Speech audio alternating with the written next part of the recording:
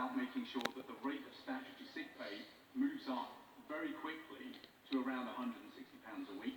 It is very difficult for people to live on the extent of the pay cut that has been taken just because they are ill.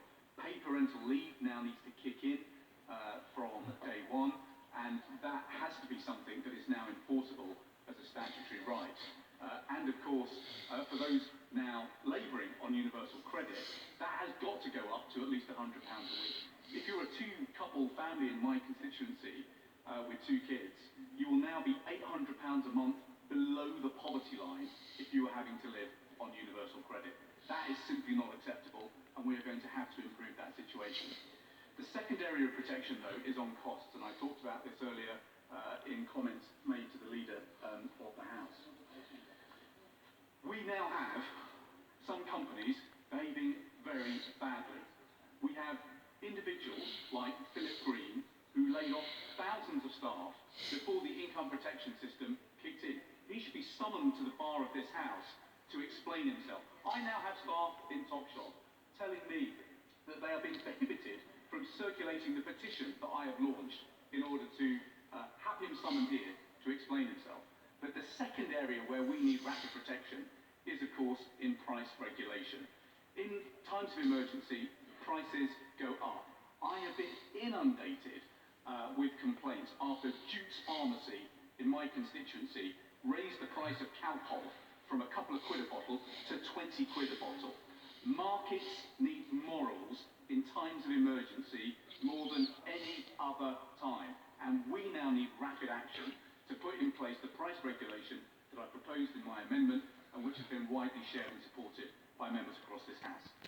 Thank you, Madam Deputy Speaker, and can I join others in commending the spirit, the tenacity, determination and the grit of those on the front line, not just those in the health service, but the police and other services, the growing team out there that are trying to keep our country together during these difficult times. I commend the government's work on providing the necessary medical support through mobilising NHS at the start, the economic support that's come in to support our businesses and indeed the employees, and our society with support provided to the 1.5 million of the most vulnerable.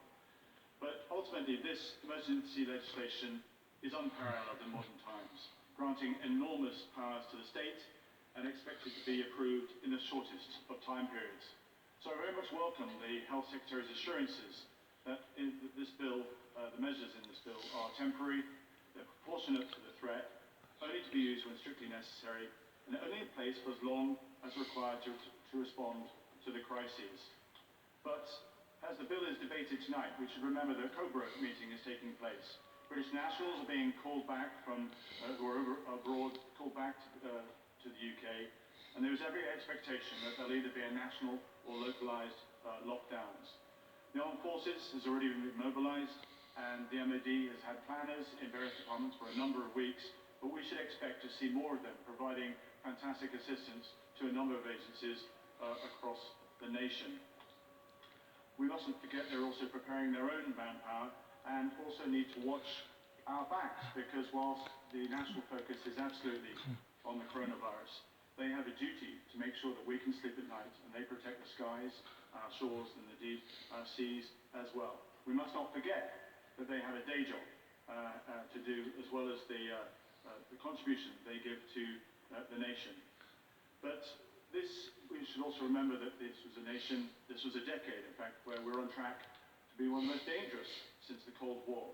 Complex and diverse threats remain out there, and a wily competitor will take full advantage of the global turbulence, not least because threats are no longer so much territorial, but also from a cyber and digital capacity as well.